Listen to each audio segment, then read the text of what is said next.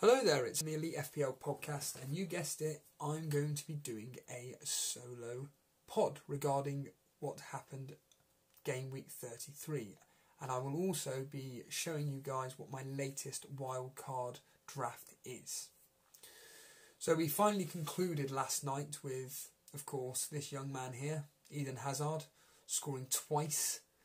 I couldn't believe it. So I went to bed, as always, very early on, and it was approximately about 8 o'clock, and I thought to myself, right, I have no hope in Hazard matching anything that Vardy did, so I thought, I ain't interested in this game, I'm going to bed. I woke up and I saw that it was 1-0 to Chelsea, and I was like, oh, may as well see who scored. And lo and behold, of course, it was Hazard. That was at 9:38 last night. I then went back to bed, woke up again, checked to see what the final score was, and I couldn't believe it. And it was a Hazard double. I don't know, I don't have a clue when Hazard must have scored. It must have been like in the 90th minute or something, but I just couldn't believe my luck. But of course, it's one of those where, again, I honestly thought when I chose this team that Hazard was going to be my differential captain. I truly mean that. I did not think that, as Jason pointed out in our reactatory pod the other day, that 45% of the top 10,000 had captain Hazard. I honestly, truly mean this. I didn't have a clue that that would be the case. Now, obviously on Fantasy Football Scout, they do their poll, and it was a really, really tight knit affair with the fact that Hazard came on top, only just. Salah was second and Mane was third, and it was really, really tight, like literally a couple of percentages in between. In Hazard, I was only doing it because even though I had Vardy in my team, it's one of those where, as Dan mentioned, it's this psychological effect of, I just love captaining a Monday night player. Usually, most of the time, if it's a good fixture and I've got a player in that game, I'll go and captain a player in the Monday night fixture, and I can't stand captaining anybody on Friday because, again, as Dan mentioned, if it fails, it fails, and you've got the whole weekend to dwell on and you just don't care. Well, in this case, it was one of those where once Vardy had scored his 2 goals and got the assist, and of course a total of 16 points, I just thought to myself, well, players like John Harris, number 1 in the world, have captained Vardy. What do they know that I don't? They've got Hazard in their team. I've got a captain fail. I do look into things like that. As mad as it may sound, but it's just the truth. So last night when I saw Hazard got the 2 goals, yes, I was ecstatic, but let's go and show you how this has affected my Cash Mini League. So we'll bring it up now. And as you can see here, I'll zoom in. I've caught up Jason by a whopping 2 points. 2 measly points. Now, I've caught up Jason. Let's have a quick look at Jason's team. He got 81, minus 8 though. So that takes him down to 73. My maths is correct. Yeah, 73 points. And of course, as he stated on the podcast, he went with Hazard just to basically block me off. Now, you could argue, well, Steve-O, surely you're then ruining your own strategy and whatnot, because Jason's just going to copy you. Yeah, you're right. You are completely right. But at the end of the day, I play this game for myself. I play it for this specific mini league, and I make my own choices. And I did mention in my preview podcast, Salah was probably, based on history and statistics this year, Salah was the best captaincy choice. I also said that Hazard ran him a close second, specifically regarding statistics this year at home versus non-top 6 sides. Hazard is a flat track bully, as he proved last night. And I also mentioned Jamie Vardy as well. This year, he is also a bit of a bully, especially away from home when it comes to the non-top 6 teams. And of course, he proved us all right by getting 2 goals and assists. But what's really frustrating is the fact that they both got 16 points. And Jason made this funny point that he changed his captaincy from Vardy to Hazard to basically block me off. Yeah, they both got exactly the same points, and it's just... In fact, I would say that this I say it quite a lot, but this particular game week really does sum up my particular luck this year when it comes to what I think is going to be a differential either captaincy pick or transfer pick. And it just gets blocked off by either Jason's differentials, who I feel are going to do nothing, or a differential in captain who just basically matches mine. It is very, very frustrating, but as I made the point, he's basically won our mini-league. Like I said, he's 98 points clear, and he said it the other day that our wild cards are virtually looking the same. I think people that take this game pretty seriously, I think the majority of wild card teams are going to look exactly the same, if I'm honest with you. And we'll come on to my team in a minute, but Dan's going to be a bit worried now. I mean, look at the distance between him in 8th and Pete Andrews up in 4th. You know, you're talking nearly, 60 odd points between them two there. Pete Andrews, he's a good FPL player, especially when it comes to our mini league, and he's finally got into that top 4 spot. Every year he always seems to find a way getting into the top 4, and he's done it again. Well done to you, Pete. He's only 3 points off 3rd place. You know, these 4 places here represent money, and obviously the higher you are, the more money you get. And yeah, look at that. Look at this here. You know, not that many points covering these 3 here, but Ben Towler, this whole season he has been right up there in the top 4, and he has just dropped down to 7th. Disaster of a game week, 37 points.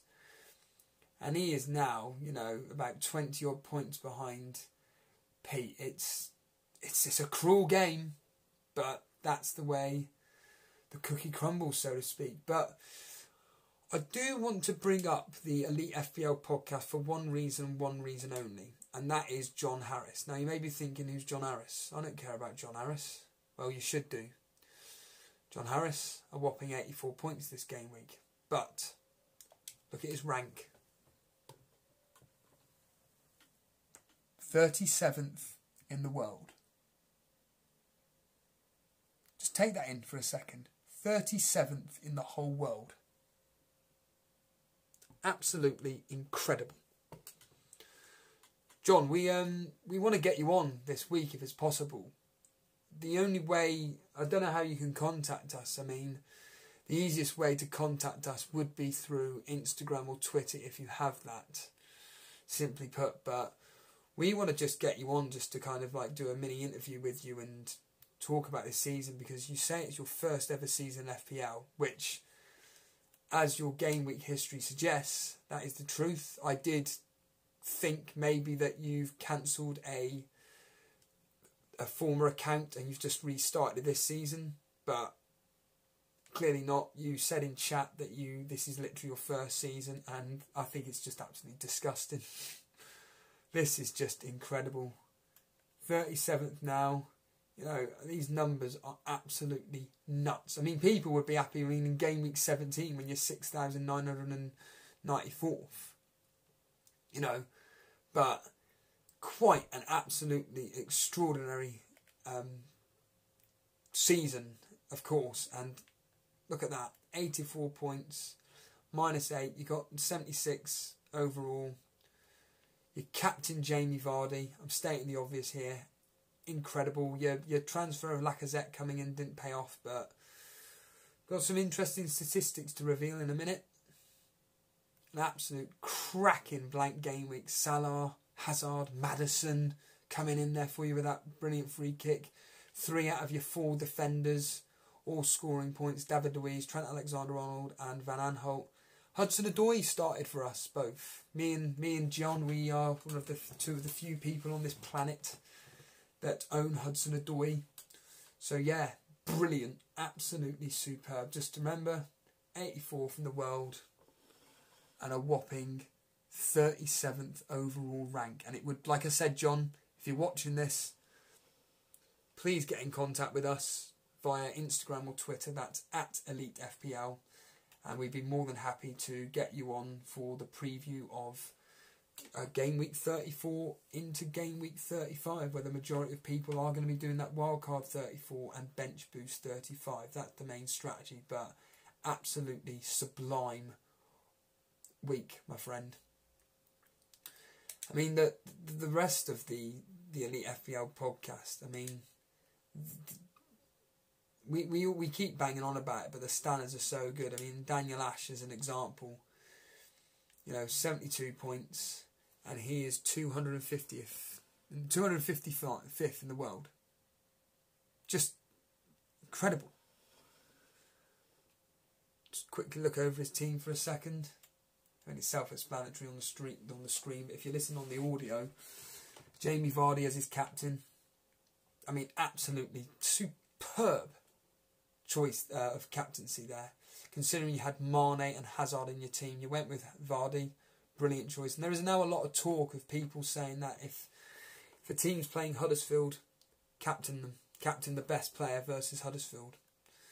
Hazard there, Maddison, David Luiz in the points there. Again, very respectable, well, I say respectable, an excellent 72 points.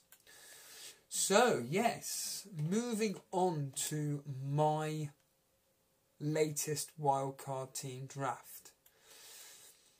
And I've got rid of Aguero and I brought in Lacazette. But again, as I keep saying this, I am playing the price rise game, which so far, to be honest with you, has not paid off at all, for the basic reasoning that everybody's playing their wild card. So for people on audio, I'm just looking at the players that have been brought in this particular game week. Obviously, Kane is right up there, but I just thought I'm going to get rid of Aguero because Aguero is actually quite high up on the transfers out. So he's actually second of transfers out, just behind Hazard. So I thought to myself, I don't want to lose out on money on Aguero, so I may as well bring in a player that's actually going to go up in price. And the nearest striker, which I don't own, is Lacazette. Well, technically it's Murray, but I'd rather have Lacazette ahead of Glenn Murray as an example. So I think that Lacazette may rise tonight, you never know. But I'm going to reveal some... I'll go back to my team and I'm going to reveal some nice little statistics. So if you're already staying with me, some nice statistics that I've just done regarding the representative teams that are playing in double game week 35. So basically, Manchester City have the form. They are by far at the moment just outperforming everybody as we speak. They've got the best home form at the moment over the last 6. They've got the best away form over the last 6. Then, at home, so these are all home statistics. It's followed by Arsenal, Wolves, Watford, Southampton, Brighton. Surprisingly, Spurs are bottom of those, of what I think are the best game week 35 options for double game week players. Away from home, the best teams are Man City, Southampton, Wolves, Spurs, Arsenal and Watford. Now here's when it gets interesting. So Man City, in their double game week 35, they're playing 2 top 6 teams. This season, give or take, the average score at home versus top 6 teams usually ends in a 3-1 victory to City. And away from home, their average result is 1-0. Hence why I've brought in Laporte. So I think there's a high chance of getting in a clean sheet over those 2 fixtures. Spurs, on the other hand, away at the top 6 teams, the average score is a 2-0 loss. You may be wondering, on a minute, Steve-O, you brought in 3 Spurs players. Well, we'll get to that in a minute. Wolves have got 2 favourable fixtures versus teams outside the top 6.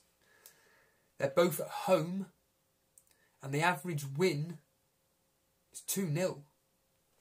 So I've already got Ryan Bennett as a Wolves defender. I've got Jimenez and Jota. But I may, because I've got 2.1 in the bank at the moment. So I'm pretty... That's the fact that I haven't got Aguero at the moment. And I'll go into reasons for that in a minute. But as it stands, I've got 2.1 in the bank, and I could play around with whatever players I want to. I'm in quite a luxury position at the moment. So yeah, Wolves, just to alliterate, their home record versus teams outside the top 6, an average score of 2-0. Brighton, who have also got 2 home fixtures. Good news if you're doubling up on Wolves' defensive assets. Their average win versus the teams outside the top 6 is a 1-0 win.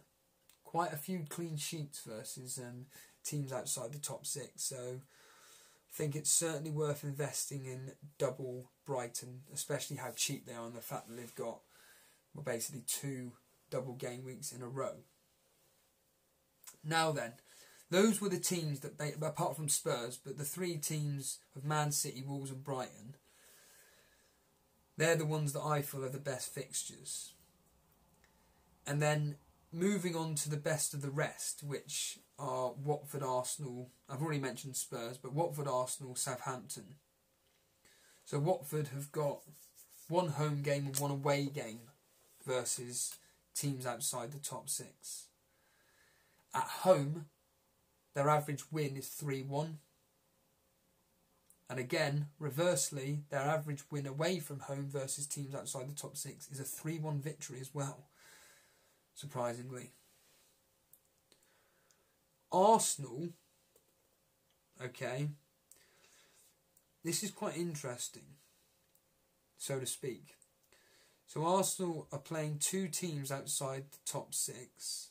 Now, admittedly, one of them is Wolves, but for me personally, I class them outside the traditional top 6 this season. But Arsenal at home versus those type of teams, their average win is 2-0. Away from home, their average win against non-top 6 teams is actually 2-1. So people going with a potential Kolasinac defensive option, I think you could be rewarded just based on the home game against Crystal Palace. Southampton, though, quite a lot of talk about Southampton. Now they've got 2 away fixtures versus non-top 6 teams. And interestingly, the average score there is a 2-1 victory to Southampton versus non-top 6 teams. So certainly, I don't think they've got any attacking players apart from James Ward-Prowse. Now he's a player that I'm again considering looking at. You know, I can get rid of Hudson-Odoi as an example when I play my bench boost, and I can bring in James Ward-Prowse as a prime example for Hudson-Odoi. But right now I don't need to worry about it. I've got a few days left before that. So yeah, Southampton, just to alliterate, they average a 2-1 victory away from home versus non-top 6 teams. Now then, on to what I feel are the big, heavy-hitting players that people are going to be interested in bringing in. So, I've done the real, actual raw data of what these specific players have done against the respective opposition that they're playing. So, Harry Kane. Now, this doesn't take into account how many games they've actually played versus the respective teams, i.e. the top 6 teams or the bottom 6 teams. This is just an overall view. But Harry Kane this season versus top 6 teams, he scored 2 goals and has 1 assist. Versus the bottom 6 teams, at home, he scored 3 goals and only got 2 assists. Not that great, is it? Now then, on to the big guns of Sterling and Aguero. So Sterling, home and away, versus the top 6 teams, he scored 3 goals and has 5 assists. Aguero has 8 goals versus the top 6 teams, home and away, but 2 of them were hat-tricks at home to Arsenal and Chelsea, and if you remember, Arsenal at the time were there for the taking, and so were Chelsea. So that's why I've got rid of Aguero, because actually, if you take away those 2 hat-tricks, he still scored them though, so I'm not saying no, you get rid of them because he was playing 2 teams that weren't up for it. I'm not suggesting that for 1 minute, but when we go into the actual history in a minute, you may see why as well. Son versus the top 6 teams has only 1 assist this season, but against the teams outside the top 6, he has 5 goals and 1 assist. Eriksen's the interesting one. Versus the top 6 teams, he has 3 assists. And at home versus non-top 6 teams, he has 4 goals and 4 assists. And Lacazette, this season, versus non-top 6 teams, he has 4 goals and 3 assists. Moving on to the actual history of these specific players versus the respective teams that they are actually playing against. And this is taking into account the last 3 fixtures. So, Kane, in the last 3 fixtures versus Man City and Crystal Palace, has a total of 2 goals. Sterling, he's the standout pick of these. He has 3 goals and 2 assists versus Tottenham and Man United. Aguero, though, has 1 single goal in the last 3, in total 6 fixtures, but in the last 3 versus Tottenham and Man United, he only has 1 goal. Son has 1 goal and 1 assist. Eriksen has 2 goals and 1 assist. And Lacazette, admittedly, he's only been in the Premier League for a couple of seasons, but in those couple of seasons, especially versus Crystal Palace, so pretty much this is versus Crystal Palace, he has 1 goal and 1 assist. So yeah, my main transfers that I've done this morning were basically Aguero out for Lacazette, and that's simply based on potential price rise of Lacazette and a drop to Aguero. But to be honest with you, I think this pretty much is going to be my team. So Ryan in goal. This is for game week 34 anyway. Valerie, Duffy is my captain at the moment. Laporte. And then you got Eriksen, Sterling, Jota, Son. And my front 3 of Lacazette, Harry Kane and Jimenez. On my bench, just for now, it's Alexander-Arnold, Bennett, Hudson-Odoi and Angus Gunn of Southampton, the goalkeeper. But this is all going to change. I know it will do. But as it stands right now, that is my team moving into game week 34. Now, before I go, I just want to say a huge thank you to everybody that's subscribed recently. The subscriptions have gone through the roof as of late. We're averaging getting like 5 a day. It's crazy. I also want to take a moment to say thank you to everybody that's viewed a solo video that I did the other day regarding my first Wildcard 34 draft. That's up to nearly 2,000 views. It's absolutely, that's basically virtually gone viral, give or take, and I can't thank anybody enough who's watched it. And for anybody that's basically watching this specific video as well, these videos, I keep stating, are for the hardcore elite FPL followers. You know what it's all about. It's about you guys. It's about our mini league. In my specific case, Jason's case and Dan's case, it's about the Torbay Elite Cash Mini League that we take so seriously. But as we keep banging on about, you guys are the ones that watch. You guys are part of the Elite FPL Mini League. So that's why we also take that, you know, it's kind of semi-seriously, if you know what I mean. I'm sure you do. But the support has been absolutely phenomenal over the last few days. I also want to make a point that I did try and do a test live stream last night on this particular app that I've been shown to use. Unfortunately for me, I'm a bit of a technophobe, and I found it a bit frustrating to use, if I'm honest with you. So unfortunately I couldn't do a live stream last night. The actual app itself and what you can do with the app seems to be really, really good, and I think once I get taught how to use it properly. The main issue for me was and I'm going to do a bit of research into it, the main issue for me though was actually bringing up a thumbnail for the actual stream itself. That was my particular specific concern. But other than that, I found that certain aspects of the actual app aren't quite as self-explanatory as I'd hoped for. So I'm going to do a bit more research on how to use the app, and hopefully some point either tomorrow or tomorrow, it's Wednesday, isn't it? Yeah, I may do a tester, but again, I keep stating this. If I do that, I will advertise it on Instagram and Twitter at EliteFPL.